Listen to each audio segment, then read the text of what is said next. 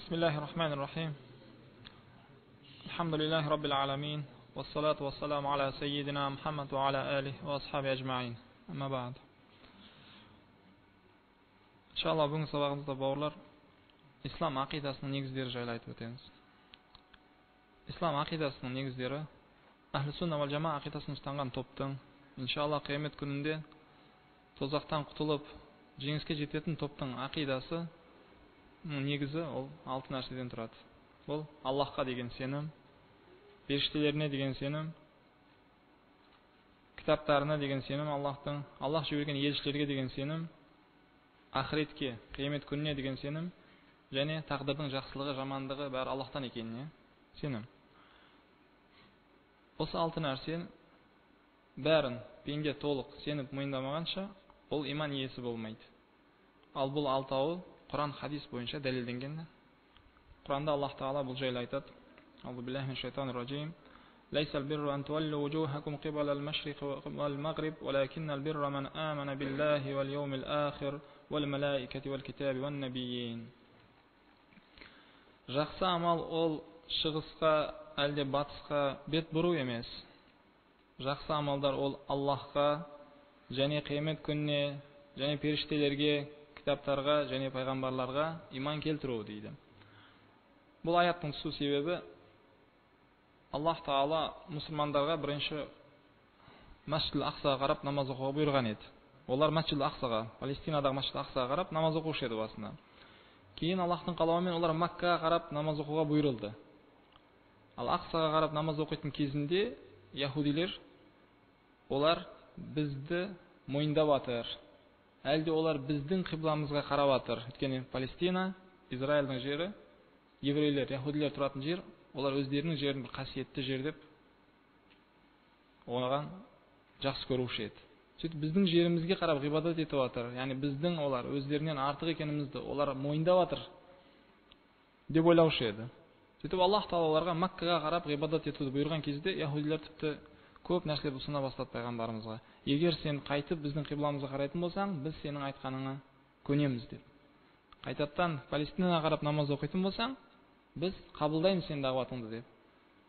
Сондықтан Аллах Тағала бұл жерде жақсы амал батысқа, шығысқа әлде батысқа бет бұру емес деп атқаны, біз мұсылмандар бір жерге әлде бір затқа ғибадат ететіндер емес, керісінше олардың иманында белгілі бұйрықтар бар.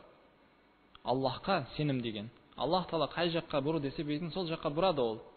Сондықтан Аллах Тағала айтып жатыр. Жақсы амал ол бетті шығысқа әлде батысқа бұру емес. Жақсы амал Аллахқа, қиямет күніне, періштелерге, кітаптарға және пайғамбарларға иман келтіру дейді.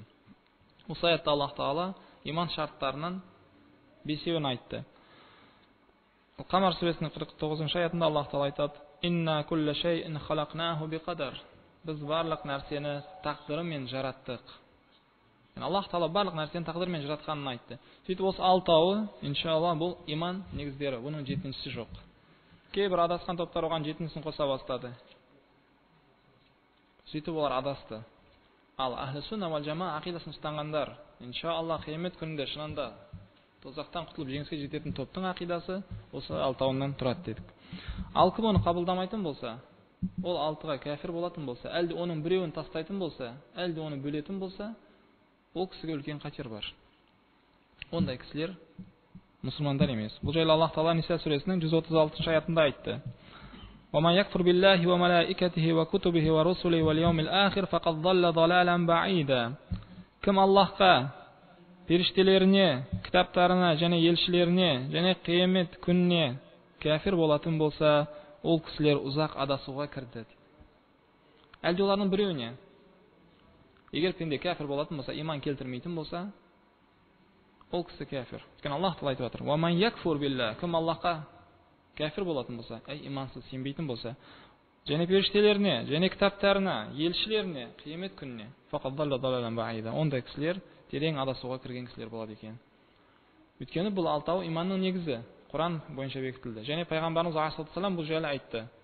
Жибрил пайғамбарымызға келген хадисте, барлықтарыңыз белгілі болғандай, Жибрил алейхиссалам пайғамбарымызға келіп ондан сұраған еді: «Я Мұхаммад, ахбирни мал иман» деп.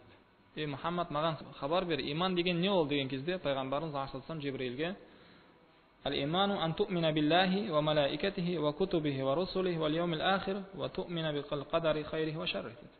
Иман дегенің ол Аллахқа, періштелеріне, кітаптарына, елшілеріне, қиямет күніне сенуің және тақдырдың жақсылығы, жамандығы бәрі Аллахтан екеніне сенуің деді. Осы алтауы иманның шарты. Кімде ол болмайтын болса, әлде оның біреуі болмайтын болса, әлде арасын бөлетін болса, бауырлар, ол исламнан шыққандар. Ондай кісілер мұсылмандар дейілмейді.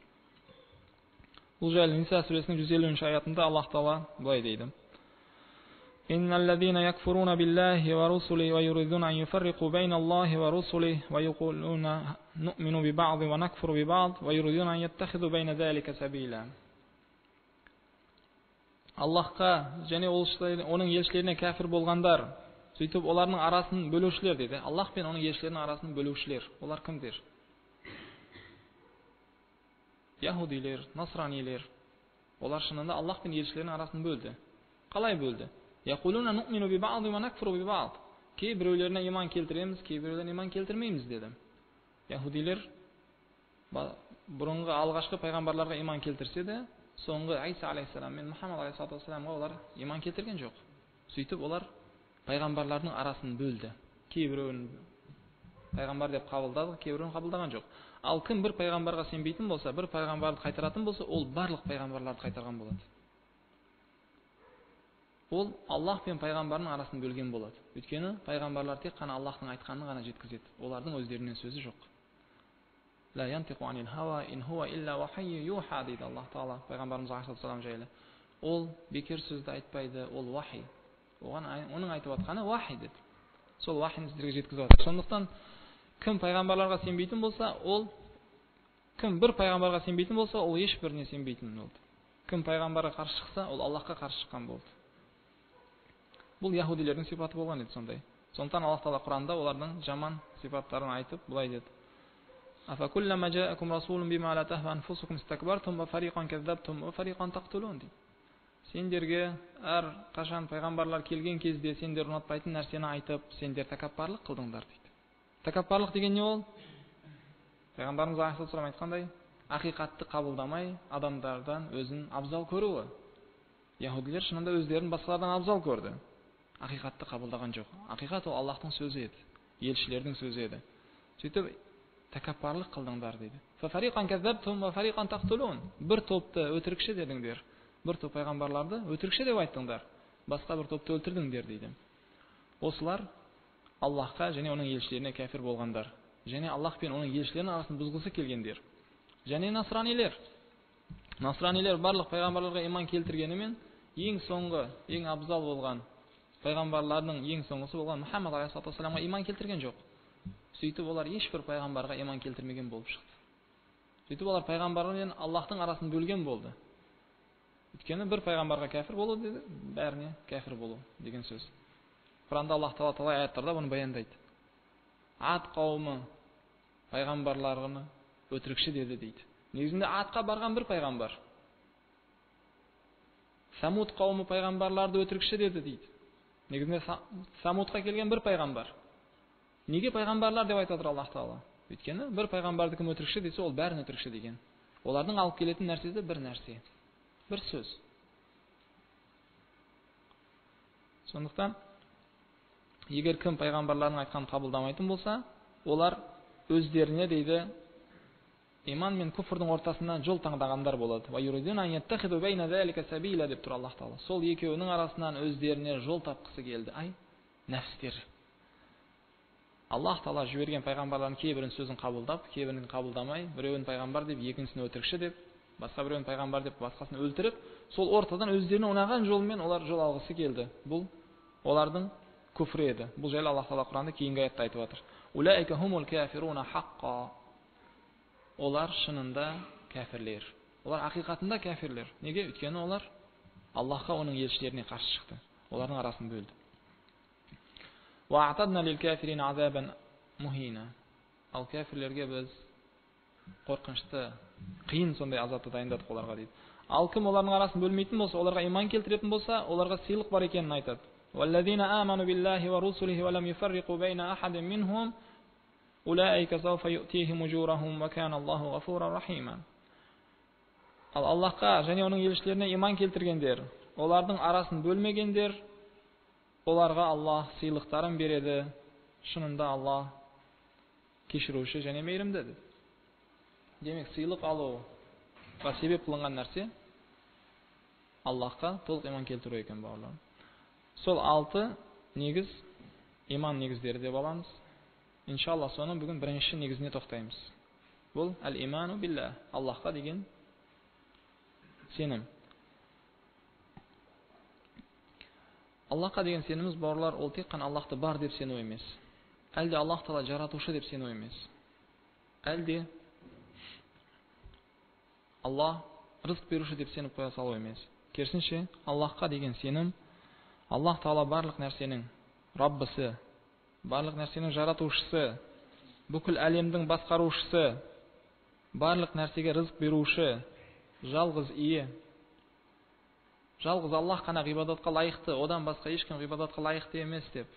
Ондан басқа ғибадатқа лайықты табылған заттардың бәрінен бас тарту. Аллахтың есімдері, сипаттары кәміл, толық, оның есімдерінде, сипаттарында ешқандай кемшілік жоқ деп сену, бұл Аллахқа деген иман. Аллахқа деген сенім осынан тұрады. Сондықтан ислам ғалымдары Аллахқа деген сенімді бізге 3 немен таухидпен түсіндірді. Таухид рубубия деді, таухид улухия, таухид асма ва сифат. Таухид рубубия дегені Аллах Тағала барлық нәрсенің жаратушысы, Раббысы, иесі, рызық беруші, жан беруші, жан алушы, күш иесі екеніне иман келтіру деді. Бұл таухид рубубия.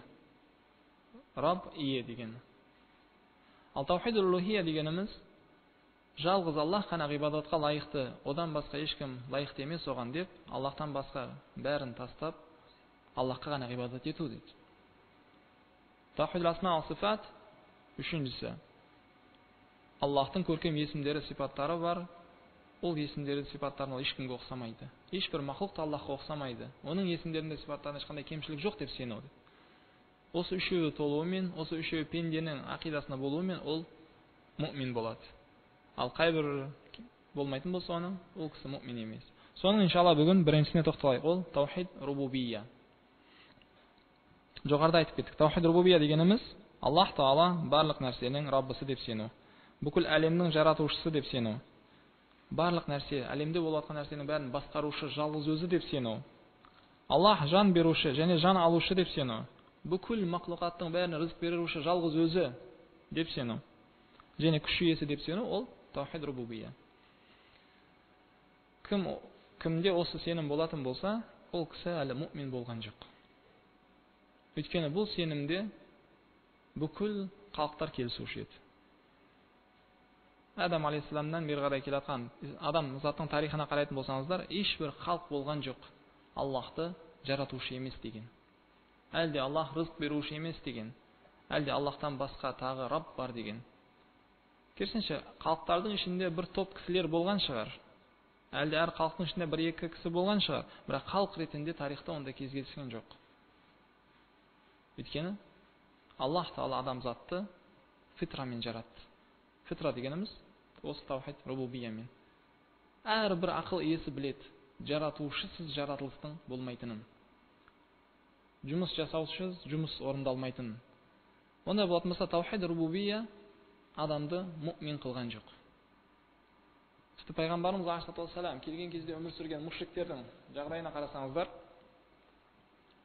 олар мушрик дейді. Шірк иелері. Неге? Олар Аллах жаратушы емес деген бе еді? Әлде Аллах Тағала рызық бермейді деп бе еді? Әлде ол Рабб емес деді ма? Жоқ, керісінше бұның бәріне олар иман келтіруші еді. Құранда Аллах Тағала бұл жайлы айтады. Зухруф сүресінде Аллах Тағала айтады: "Ола ин саалтахум ман халақахум ла яқулун Аллах." Егер оларды кім жаратты деп сұрайтын болсаң, олар Аллах дейді. Демек, Аллах халиқ екеніне олар иман келтіріп тұр. Мушриктер Аллахтың халиқ екеніне иман келтірді. Екінші халиқ бар деп айтқан жоқ олар. وَلَئِنْ سَأَلْتَهُمْ مَنْ خَلَقَ السَّمَاوَاتِ وَالْأَرْضَ لَيَقُولُنَّ خَلَقَهُنَّ الْعَزِيزُ الْعَلِيمُ. Егер олардан аспандарды, жерді кім жаратты деп сұрайтын болсаң, олар құрметті, білімді, әл-Азиз, әл-Алим болған Аллах жаратты деп айтады. Барлық нәрсенің жаратушысы да Аллах екеніне олар иман келтірді. Олар сенуші еді. Құл ман раббу самауати сабъ ва раббул аршил азим саяқулун Аллах. Айт оларға, жеті қат аспандың, арштың Раббысы кім деді? Олар Аллах дейді. Демек, Аллах Тағала барлық нәрсенің Раббысы екеніне иман келтірді олар. Демек, рубубияда барлық халықтар келіскен екен. Сондықтан кім рубубия таухидын ұстанса, ол мұъмин болған жоқ. Оған қарсы шыққан бірнеше топтар ғана болды, кісілер ғана болды. Олар жайлы Аллах Тағала Құранда айтып кетті біразын. Адамдардың ішінен өте аз. Солардың біреуі мысалға Фирауын. Ол өзін илахпын деп айтты. Бірақ олар да тек қана тілдерімен ғана қарсы шықты, жүректерімен емес. Өйткені жүректе әрбір ақылды кісі біледі, айттық. Жаратушысыз жаратылыстың болуы мүмкін емес екен. Ол өзінің өтірікші екенін біліп тұрушы еді. Тек қана тілімен ғана айтушы еді ол. Сөйтіп бағана Фирауын, «Ма алимту лакум мин илахин гайри» дейтін. Қасас сүресін айтады бұл жайлы. Мен сендерге өзімнен басқа илахты білмеймін деп айтушы еді халқына. Фирауынның халқы, Мысырдағыларға. Сөйтіп Мысырдағыларда сондай ақида қалыптасты. Фирауын илах, Құдай деген. Бірақ бәрі емес. Өйткені көп, алхамдулилlah, адамдар ақиданы білуші еді, таухидты білуші еді. Демек, сол Фирауынның өзі, сондай сөзді айтатын Фирауынға Муса алейхиссалам дағуат айтып келген кезде, Аллах Тағала Құранда оған не дегенін айтады? لقد علمت ما أنزل هؤلاء إلا رب السماوات والأرض بصائر. Мыналардың бәрін, аспандарды, жердің жаратушысы Аллах дәлел үшін түсіргенін сен біліп тұрсың ғой, деді Фирауынға ол дейді. Демек, Аллах Тағала Мусаға хабар беріп жатыр. Фирауын негізінде жүрегінде оған сеніп жатқанына. Ол ақиқатты көрді, дәлелдерді көрді. Сиқыршылар таң қалды. Муса алейхиссалам істеп жатқан мұғжизаларды көрген кезде, мына сиқыр болуы мүмкін емес деді олар. Сөйтіп жүректерінде олар шынында осы ақиқат екеніне, Аллах жағынан келе жатқан бір мұғжиза екеніне сенді олар, жүректерінде қабылдады оны. Тілдерімен ғана қарсы шыққан еді. Сондықтан Аллах Тағала айтып жатыр Мусаның тілімен. Муса Фирауынға айтады: сен біліп тұрсың ғой, мыналардың бәрін түсірген аспандардың, жердің Раббысы Аллах екенін дәлел үшін түсірді бұның бәрін дейді. Басқа бір аятта Аллах Тағала айтып жатыр: وَجَحَدُوا بِهَا وَاسْتَيْقَنَتْهَا أَنفُسُهُمْ ظُلْمًا وَعُلُوًّا. Олар тілдерімен бас тартты. Олар қабылдамады осы. Бірақ жүректері мойындады оны. وَاسْتَيْقَنَتْهَا أَنفُسُهُمْ. Нәфстері мойындады олардың. Неге? Өйткені мүмкін емес. Адам баласы әншейін өзінен өзі жаралып қалды деген сөз ол тілмен ғана айтады. Жүректе оған сену мүмкін емес еді. Әлде дүние, әлемдің өз әншейін табылып қалды, бұл болып қалды деген нәрсе ешкімнің ақылына кіріп шығуы мүмкін емес еді. Олар бәрі сенеді, бірақ тілдерімен өтірік айтушы еді. Сондықтан тәкаппарлықпен, зұлыммен айтқан сөздері болды, тілдерімен, жүректері оған иман келтіруші еді дейді. Тағы бауырлар, Аллах жоқ дегендер, әлде әлем өзі жаралып қалды дегендер, біріншіден айтты саны аз деп. Өте аз болды онда кісілер. Екіншіден, олар айтқан сөздеріне ешқандай күшті дәлел алып келген жоқ. Сүйенген сөздері әншейін бос ой еді олардың, өздерінің пікірі еді, жеке ойлары. Басқа нәрсеге сүйенген жоқ олар. Бір күшті дәлелге сүйеніп адасқан жоқ олар. Керісінше адасқанда өздерінің берген көп нәрсені түсінбейтін ақылдарымен адасты. Мысалға мұсылмандар Аллах бар деген болса, Аллах Тағала барлық нәрсенің жаратушысы десе, оларға дәлелдері көп. Илахи кітаптар, Аллах жақтан келген елшілер. Және оған әрбір нәрсе дәлел. Әрбір нәрсе дәлел. Қарайтын болсақ айналамызға, әрбір нәрседе Аллахтың бар екеніне белгі бар. Оның жалғыз екеніне белгі бар.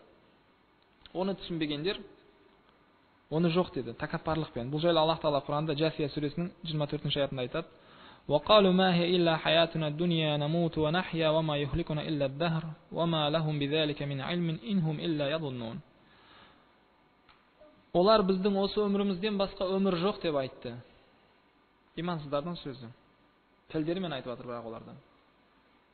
Бұл дүниеден басқа өміріміз жоқ. Осы дүниеде тірілеміз, өлеміз. Бір топ өмір сүреді, олар өледі, басқа бір топ өмір сүре береді.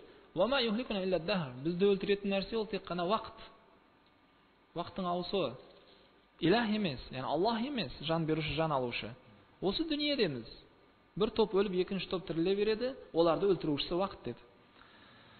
Бірақ бұл сөздерін олар ғылымға сүйеніп айтқан жоқ. Бұл сөздерінде оларда ғылым болған жоқ дейді. Инхум илля ядуннун, олар сондай деп ойлап жатыр. Аддан. Дан деген өтірік ой. Құранда Аллах айтты ғой. Я айюхаллазина аману ижтаниму касиран мин аддан. Ей иман келтіргендер, жаман ойдан сақ болыңдар. Өтірік, дан деген өтірік ой. Ешқандай ақиқат жоқ сүйенетін, солай болар деген ой. Ондай болса Аллах айтып жатыр. Инхум илля ядуннун, олар тек қана солай деп ойлады. Олардың жеке пікірі еді. Сүйенген нәрселері күшті дәлел емес, Аллахтың сөзі емес, оның елшісінің сөзі емес, ол көзімен көретін ақиқат емес, ол әншейін бос пікірлері де өздерінің. Ал енді олар Аллах жоқ дейтін болса, әлде күфір ақидасын ұстанатын болса, айтатын бір сөздер керек қой оларға. Олар өзінің істеп жатқан ісін дәлелдеу үшін бір нәрсе айту керек еді ғой. Негізінде айтқан сөздің бәрі бостық боларды, иншалла. Өйткені Аллах Тағала Құранда айтып жатыр оларға: «Ам хулиқу мин гайри шейин ам хумул халиқун». Олар жоқ нәрседен бар болды ма? Олар жоқ нәрседен жаратылды ма? Әлде өздері жаратушы ма? Ойлану үшін оларға беріліп жатқан сұрақ сияқты бұл. Ам халақу самавати вал ард. Әлде аспандарды, жерді олар жаратты ма? Имансыз кәфир айналасына қарасын. Бұның бәрі әншейін өзінен өз болып қалды ма? Өзіне қарасын. Вафи анфусикум афала тубсирун. Нәфстеріңде Аллахтың ұлықтығына дәлелдер бар, көрмей жатсыңдар ма оны? Қарасын өзіне, қалай жаралды ол? Еш нәрседен жоқтан әншейін бар болып қалды ма өзі? Әлде өзі жаратушы ма? Әлде айналасындағы нәрселерді, жер аспанды өзі жаратты ма?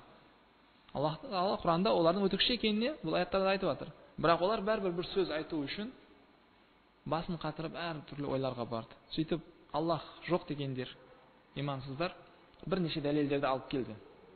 Олардың бір тобы табиғат деп адасты. Табиғат жаратты бұның бәрін. Аллар сөзіне тоқталатын болсаң, табиғатта не бар?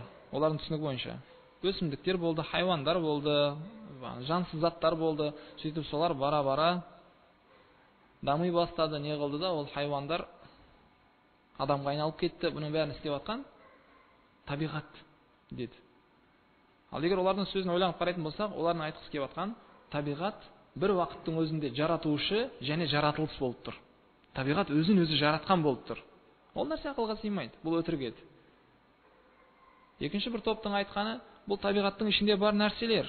Ол дейік табиғаттың заңдылығы, ыстық, салқын, жұмсақ, қатты, әрекет, қозғалыс, даму, көбею деген нәрселер бар табиғатта. Осы нәрселер жаратты деп алды. Егер табиғат өзін өзі жарата алмайтын болса, табиғаттың сипаттары қалай оны жаратады? Бұл да бір өтірік еді олардан шыққан. Мүлдем ақылға сыймайтын. Үшінші бір топ алды да, бұның бәрі судфа деді. Араб тілінде судфа деді, мусадафа, бұл деген случайность. Болып қалды. Шашылып жатқан заттар бір-біріне араласып кетті, не қылды, сөйтіп осында бір өмір келіп қалды. Ана жерде сүйек жатқан екен, ана жерде тағы бір басқа нәрсе жатқан екен, бұл домалап бір-біріне қосылып кетті де адам болып қалды. Ал шынында ақылды адам ойлап қарайтын болса, бұл әлем өзінен өзі әншейін жаралып қалу мүмкін емес екеніне көз анық жетеді оның.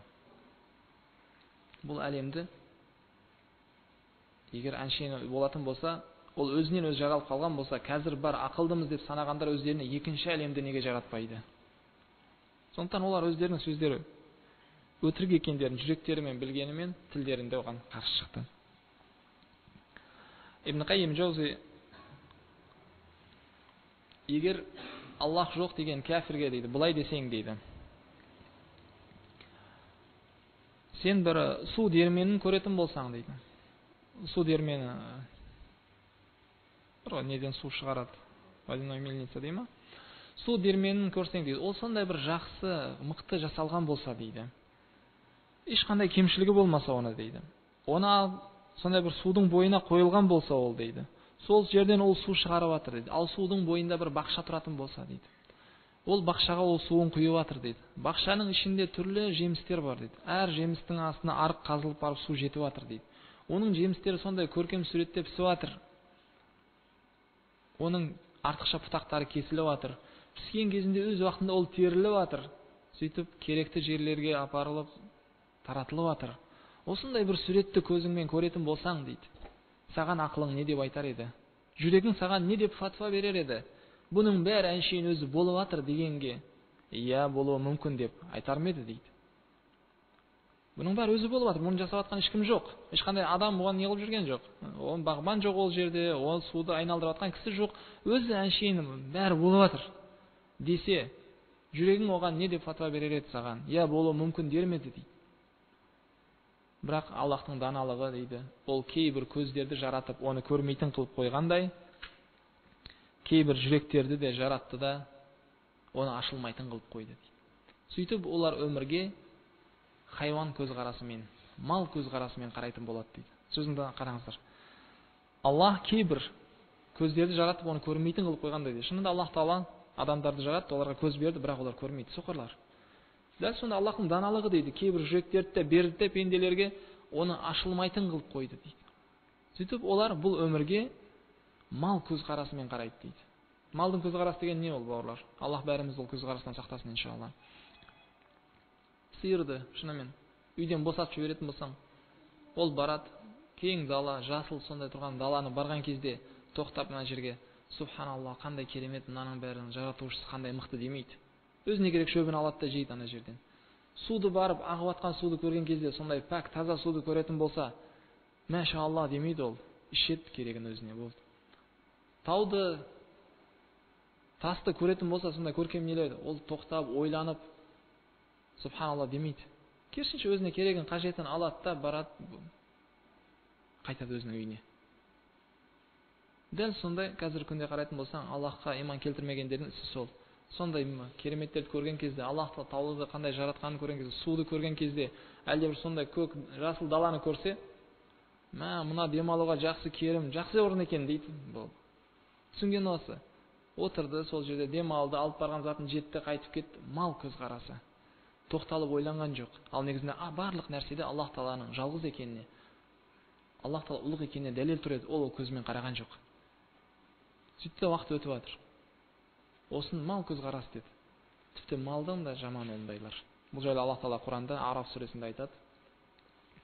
وَلَقَدْ ذَرَأْنَا لِجَهَنَّمَ كَثِيرٌ مِنَ الْجِنِّ وَالْإِنسِ. Біз шынында тозаққа көп адамдарды түсірдік, отын қылдық. Олар тозақта жануға бұйырылғандар. Тозақтың оты күшею үшін тасталатындар. Неге? لَهُمْ قُلُوبٌ لَا يَفْقَهُونَ بِهَا. Оларға жүрек берілді. Олар оны ашуға әрекет қылған жоқ.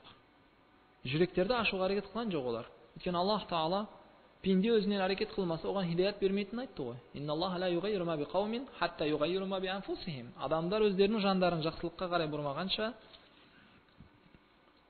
Аллах оларға хидаят жолын көрсетпейді, бермейді. Сондықтан оларға берілген жүректермен олар ақиқатты іздеуге әрекет қылған жоқ. Лахум а'юнун ла юбсируна биха. Оларға көздер берілді, олардың көздері бар. Бірақ олар көрген жоқ. Көруге әрекет қылған жоқ. Ақиқатты көзімен көреді да, оны еш нәрсеге санамайды. Көрмеген сияқты болып кете береді, соқыр сияқты болады. Валахум адану ла ясмауна биха. Оларға құлақтар берілді. Құлақтары бар олардың, бірақ олар естіпейді дейді. Ақиқат айтылады. Сонша Аллах жайлы, оның елшісі жайлы, дін жайлы айтылды, оған еш нәрсе кірген жоқ. Я дейді де кете береді, еш нәрсе естіген жоқ. Басқа нәрсе ойлап отыр ол. Көзімен сонша ақиқатты көрді. Аллах Тағала оны өлімнен құтқарды. Аллах Тағала оны қиын жағдайдан шығарды. Аллах Тағала оны жас бала қылып жаратқан еді. Ол үлкен жігіт болды, кейін қартайды. Бұның бәрін ол еш нәрсеге санаған жоқ. Әншейін болып жатқан сияқты оған. Сөйтіп жүрегін аша алмады ол. Әлде ашуға әрекет қылған жоқ. Аллах берген көзді ол пайдаланған жоқ. Аллах берген құлақты ол пайдаланған жоқ. Улаика кал ан'ам деді Аллах Тағала Құранда. Олар хайуандар сияқты деді. Улаика кал ан'ам. Неге? Өйткені жүректері әрекет қылмады. Көздерін ашуға әрекет қылған жоқ. Құлақтарымен естуге әрекет қылған жоқ. Сондықтан оларды Аллах Тағала хайуандарға, малдарға ұқсатты. Улаика кал ан'ам бал хум адал. Олар хайуандар сияқты, тіпті хайуандан да төмен, хайуандан да жаман дейді. Неге? Өйткені хайуанның өз міндетін атқарып жатыр бұл дүниеде. Әрбір махлуқ бір даналықпен, бір мақсатпен жаратылған. Еш нәрсе жоқ, өзінен өзі жаралған. Тіпті біз өзіміз әлсіз махлуқтар бір іс істесек, онда мақсат болады. Бекерге еш нәрсе жасамаймыз. Мешітке келсек, көз алдымызда қойған бір мақсат бар, соған жету үшін келдік, әрекет жасадық. Мешіттен кейін үйге қайтсақ, тағы мақсатымыз бар. Егер бір әлсіз мақлуқтардың, әлсіз пенделердің әрбір істеген ісіміз үшін мақсатымыз болатын болса, бүкіл әлемдердің жаратқан Раббымыз Аллах бізді әншейін мақсатсыз жаратты деп ойлаймыз ба? Аллахи үлкен мақсатпен жаратылғанымызды білейік. Ал оны түсінбегендер хайуандардан да жаман екенін Аллах Тағала Құранда айтты. Өйткені хайуандар өздерінің не үшін жаратылғанын біледі, өздерінің міндеттерін біледі, оны орындап жатыр. Бұл дүниедегі нәрсе, мақлуқтың бәрі адамзатқа қызмет ету үшін жаратылды. Бәрі өз міндетін атқарып жатыр. Таста, ағашта, хайуанда, құста, жаңбыр, қар, аспан, жер бәрінің міндеті адамзаттың өмір сүруін жеңілдету болатын болса, бәрі өз міндетін атқарып жатыр. Және Раббыларына тасбих айтып жатыр. وَمَا مِنْ شَيْءٍ إِلَّا يُسَبِّحُ بِحَمْدِهِ وَلَكِنْ لَا تَفْقَهُونَ تَسْبِيحَهُمْ. Оған тасбих айтпайтын еш нәрсе жоқ. Барлық жанзаттың, барлық нәрсенің бәрі оған тасбих айтады. Бірақ сендер оны түсінбейсіңдер, естіпейсіңдер дейді. وَمَا مِنْ شَيْءٍ деп тұр. Еш нәрсе жоқ оған тасбих айтпайтын. Бәрі тасбих айтады. Бәрі мақтап айтады Раббысына. وَلَكِنْ لَا تَفْقَهُونَ تَسْبِيحَهُمْ. Бірақ сендер оны естіпейсіңдер дейді. Онда барлық адам, барлық мақлуқтар өз міндетін атқарып жатыр. Міндетінен бас тартқан бір топ жындар мен адамдар болды. Шынында хайуандардың өзі бұны біледі. Пайғамбарымыз алейхиссалам айтқан еді ғой бұл жайлы. Бір кісі қойды өлімге сүйреп алып бара жатыр еді дейді. Оған уайхак дейді. Қорбоғыр, қуда илал маути. Худан жамила. Оны өлімге жақсы жолмен алып бар дейді. Сүйреме оны, тартпа оны. Сол кезде, я Расулаллах, хайуан ғой, ол не біледі деді. Ол мал ғой, ол түсінбейді ғой бәрібір. Деген кезде пайғамбарымыз алейхиссалам әрбір мал екі нәрсені біледі деді. Ол Раббысының кім екенін біледі. Тасбих айтады оған. Және өлімдің қорқынышты екенін біледі, қорқады ондан дейді. Ондай болатын болса, осы екі нәрседен білмей жүрген қазір шын бір топ адамдар. Раббысын білмей жүр, оған тасбих айтып атқан жоқ. Және өлімді ол ойлаған жоқ. Ал ол ақиқат қой. Одан қашып құтылу мүмкін емес қой. قل إن الموت الذي تفرون منه فإنه ملاقيكم ثم تردون إلى عالم الغيب والشهادة فينبئكم بما كنتم تعملون. Айт оларға, шынында сендер қашып жүрген өлім бір күн сендерге жетіп алады. Пенде шынында қашады өлімден. Аллах Тағала оны дәл сол сөзімен айтып отыр. Qul innal mauta alladhi tafirruna minhu. Айт оларға, сендер шынында қашып жүрген өлім сендерге бір күн жетіп алады. Мулaqīkum. Summa turadduna ila alimil ghaybi wash-shahada. Кейін сендер барлық нәрсені білуші болған, көрінуші, көрінбейтін нәрсенің бәрін білуші болған Аллахқа қайтасыңдар, әлде қайтарыласыңдар. Fayunabbiukum bima kuntum ta'malun. Сөйтіп сендерге істеген амалдарыңнан хабар береді. Қандай амал жасаған болсаңдар, бәрінің хабарын аласыңдар. Аллах. Соны барлық мал білетін пайғамбарымыз алейхиссалам айтып отыр. Әрбір мал білетін айтып отыр, өлімнің қорқынышты екенін, және одан қорқатынын. Ал бір топ адамдар мен жындар, айтқанымыздай, оны білген жоқ. Раббысы Аллах екенін білген жоқ.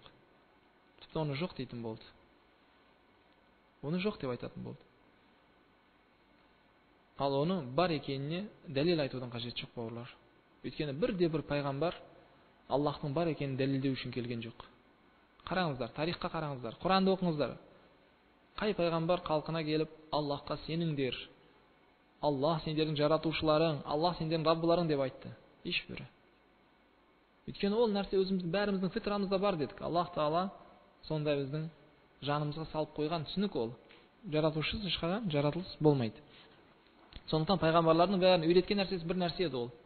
Келесі жол өтетін сабағымыз ол. Таухидул улухия. Ибадаға шақырып келді олар. Я қауми абудуллаха ма лакум мин илахин гайру. Олардың айтатын сөздері сол еді. Ей қауымым, жалғыз Аллахқа ғибадат етіңдер, одан басқа сендерге илах жоқ. Валақад баасна фи кулли умматин расулан ан ябудуллаха важтанибут тағут. Біз әр халыққа елші жібердік, жалғыз Аллахқа ғибадат етіңдер, тағуттың ғибадатынан сақтаныңдар деп. وما أرسلنا من قولك من رسول إلا نوحي إليه أنه لا إله إلا أنا فاعبدون. Сенден бұрын қанша елші жіберілсе, олардың бәрі Аллахтан басқа ғибадатқа лайықты ешкім жоқ, Аллахқа ғана ғибадат етіңдер деген сөзді алып барды деген. Демек, Аллахты дәлелдеуге ешбір әрекет қылған жоқ бар екеніне. Бұл жайлы бір күні бір кісі келіп, басқа бір білімді деген кісіні мақтады дейді. Мәша Аллах, ол кісінің құзырында болған едік, Аллахтың бар екеніне 100 дәлел алып келді дейді. Сонда бір шейхпен сөйлестік, Аллахтың бар екеніне 100 дәлел айтты дейді. Сол кезде басқа бір шейх айтқан екен, валлахи оған онша дәлелдің қажеті жоқ еді. Сол кісіге бір нәрсені айтсаң, соның өзі жеткілікті болар еді дейді. Егер сен жалғыз өзің қалып қоятын болсаң, ай далада жалғыз өзің қалып қойып, бір құдыққа түсіп кететін болсаң дейді. Ол жерден ешкім өтпейтініне сенесің дейді. Иманың кәміл, ол жерден ешкім өтпейді. Ол жерден шығуыңа ешқандай үміт қалмағанда кімге сүйенесің деп сұрасаң, өзі айтар еді ғой дейді. Оған қажет жоқ еді бұл дәлелді айтып. Неге? Шынында пенде сондай бір шүкірсіз әлсіздігі, ол тек қана себептердің бәрі үзілген кезде ғана Раббысын еске алады. Фирғаун сияқты. Өлімді көзімен көрген кезде, ол судан құтылып шығып кете алмайтынын білген кезде, Бәну Исраил иман келтірген Құдайға мен де иман келтірдім. Бәну Исраил ғибадат еткен илахына, Аллахқа мен де ғибадат етемін деген сөзі кеш болды. Қашан? Ол құтылып кете алмайтынын білген еді. Сондықтан шынында пенденің әрбірінің жүрегінде бар нәрсе. Ол жолдан келген нәрсе емес оған. Барлық пенде біледі Аллахтың жаратушы екенін, Аллах Тағала барлық нәрсенің Раббысы екенін. Оған дәлел айтудың қажеті жоқ дейді. Ал кім, бағана айтқанымыздай, егер оны бар деп, жаратушы деп, барлық нәрсенің иесі деп, рызық беруші деп сенетін болса, ол иман иесі болған жоқ.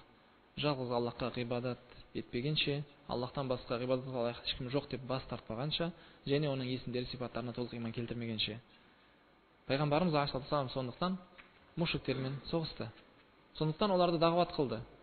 Өйткені олар рубубияда Аллахқа серік қосқан жоқ.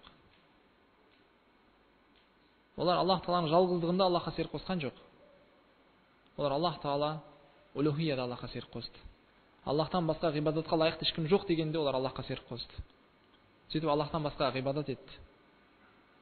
Содан өздеріне шафаат күтті. Әлде солар бізге көмектеседі деп ойлады. Солар арқылы біз Аллахқа жақындаймыз деп ойлады. Сондықтан олар мушрик болды. Бауырлар, бұл нәрсені жақсылап түсініп алайық.